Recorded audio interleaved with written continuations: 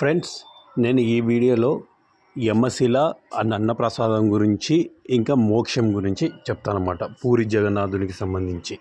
ఇప్పుడు టాపిక్లోకి వస్తే, మనం అన్నప్రసాదం ఖచ్చితంగా టెంపుల్ పర్మిషన్స్లో తీసుకొని తినాలండి. ఎందుకంటే ఈయన జగన్నాథుడిది చార్ధామ్ అని చెప్పేసి ఉందన్నమాట. ఆయన ఏం చేస్తాడంటే, ఫస్ట్ బద్రీనాథ్లో వచ్చేసి స్నానం చేస్తాడు డిప్ అయ్యి నీళ్ళల్లో. తర్వాత వచ్చేసి ద్వారకాలు వచ్చేసి డ్రెస్అప్ అవుతాడనమాట. తర్వాత వచ్చేసి పూరిలో వచ్చి అన్నం తింటాడు. తర్వాత వచ్చేసి రామేశ్వరం వెళ్ళేసి అక్కడ రెస్ట్ తీసుకుంటాడు అనమాట. ఇలా చార్ధామ్ తిరిగేసి ఆయన ఇక్కడ పూరిలో అయితే భోజనం చేస్తాడనమాట. అందుకే ఖచ్చితంగా ప్రతి ఒక్కరు అక్కడికి వెళ్ళేటోళ్ళు ఖచ్చితంగా అన్నం తినాలని చెప్పేసి ఆయన కోరిక అనమాట. ఎందుకంటే అక్కడ స్వయంగా కిచెన్లో లక్ష్మీదేవి ఫుడ్ వండుతుందంట ఆయన కోసం. సో అలా తన భక్తులందరూ వచ్చేటోళ్ళందరూ ఎవరు ఖాళీ కడుపున వెళ్ళొద్దని చెప్పేసి అక్కడ అన్నప్రసాదం చేస్తుంటారు అనమాట. అది వచ్చేసి మనకి టెంపుల్ పర్మిషన్స్లో ఉంటుంది. దాంతో వచ్చేసి మామూలుగా స్పైసీవి ఏం వాడరనమాట. టమాటో, పొటాటో, చిల్లీ, ఇలాంటి గార్లిక్ ఇలాంటివి ఏం వాడరనమాట.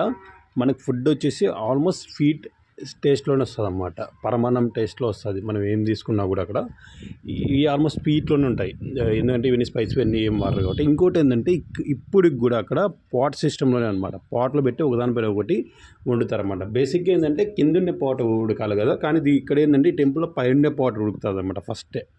ఇలా ఎంతమంది డివైర్స్ వచ్చేసినప్పుడు ఎప్పుడే కానీ ఎవరికి సరిపోకుండా లేదా వేస్ట్ అయ్యి ఎప్పుడే కానీ జరగదంట టెంపుల్లో. ఈవెన్ ఎన్ని ఇయర్స్ కూడా అలా ఇక్కడ అన్నప్రసాదం జరుగుతామన్నమాట. కాబట్టి తప్పకుండా వెళ్ళినప్పుడు అన్నప్రసాదం తీసుకొని తినండి. ఆయన కృపకు బాధ్యత కాండి. ఎవరైనా తిని ఉంటే మీ యొక్క ఎక్స్పీరియన్స్ కూడా కామెంట్లో షేర్ చేసుకోండి, మిగిలిన వాళ్ళకు ఉపయోగపడుతుంది. ఇంకా నెక్స్ట్ వచ్చేసి మోక్ష మార్గం గురించి మాట్లాడదాం. మోక్ష మార్గం వస్తే ఇదేంటంటే, జగన్నాథుని ఎవరైతే దర్శనం చేసుకుంటారో వాళ్ళకందరికీ మోక్షం వస్తుంది అనమాట. అంటే దర్శనం చేసుకుని బయటకు వచ్చే మోక్షం వచ్చేస్తుంది. మీరు చేసిన పాపాలందుకు ఏమున్నా కూడా మొత్తం ఫ్రీ అయిపోతాయి అన్నమాట. ఇప్పుడు దీంతో వస్తే యమధర్మరాజు క్వశ్చన్ ఏం చేస్తాడంటే, ఇప్పుడు నువ్వు అందరికీ మోక్షం ఇస్తుంటే నేను ఎవరికి పనిష్మెంట్ ఇవ్వాలి అని చెప్పేసి, నేను యమలోకంలో ఏం చేయాలని చెప్పేసి అడుగుతాడనమాట. అప్పుడు జగన్నాథుడు ఏం చెప్తాడంటే, సరే వెళ్ళు, నాకు మొత్తం 22 స్టెప్పులు కదా, rule of entry, rule of exit అని చెప్పి 2 పెడతాను. ఎవరైతే ఎంట్రీ అయ్యేటప్పుడు 3వ స్టెప్ తొక్కేస్తారో వాళ్ళకందరికీ పుణ్యం వస్తుంది, వాళ్ళ పాపాలన్నీ పోయి. ఎవరైతే ఎగ్జిట్ అయ్యేటప్పుడు 3వ స్టెప్ మీద కాలు పెడతారో మళ్ళీ వాళ్ళ కర్మలు అని చెప్పేసి వాళ్ళకి రిటర్న్ వస్తాయని చెప్పేసి ఇలా వరం ఇస్తాడనమాట యమధర్మరాజుకు. అప్పటి నుంచి rule of entry, rule of exit అని ఉన్నది. సో మీరు వెళ్ళేటప్పుడు 3వ స్టెప్ మీద పెట్టండి, వచ్చేటప్పుడు 3వ స్టెప్ మీద కాలు పెట్టకుండా రాండి, మీకు మోక్షం అనేది వస్తుంది పూరి జగన్నాథునికి వెళ్ళినప్పుడు.